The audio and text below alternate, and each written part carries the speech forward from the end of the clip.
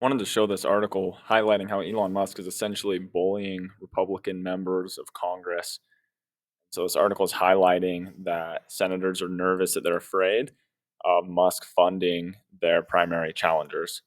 White House has signaled that Republicans who go against Trump's agenda by voting against his nominees, so people like Pete Hegseth of Tulsi, for example, or those that are going against the efforts of Elon to freeze government funds, that they're going to pay a political price, right? So someone that's invested heavily into their political career, they're going to be nervous that Musk can just pour insane amounts of money into the race. And understand it's a drop in the bucket for someone like Elon, right? So pouring tens of millions of dollars into a Senate Republican primary, that's not a big deal for him. He has a net worth of over $400 billion, which shows that there's a huge risk when we have billionaires and when we don't have strict campaign finance rules. Basically, the government's going to work for the wealthy in this situation, right? So it's highlighting Musk warned Republican lawmakers in December that he was compiling a naughty list of members who buck Trump's agenda.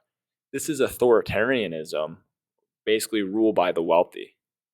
When billionaires can have that kind of influence in our system, just an outsized influence, right?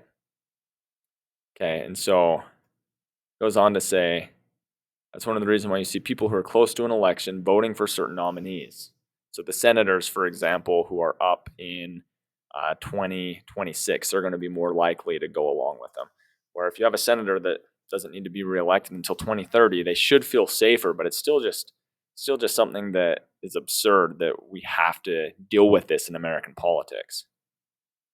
Okay, it talks about how GOP senators they voted to confirm Pete Hegseth, extremely controversial. Okay, Russell Vought, I think that was the Project 2025 guy.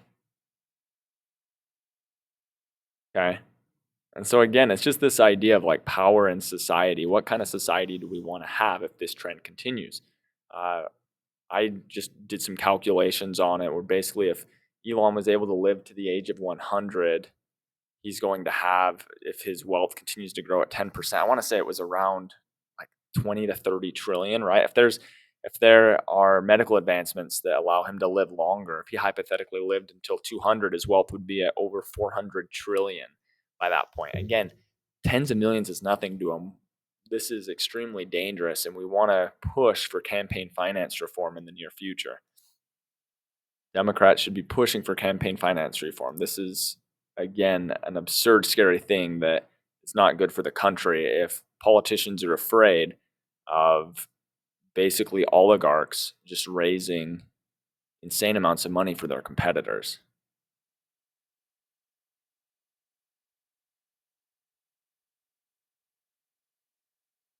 Right here, the president's gotten involved in primaries, but money does count, the senator said.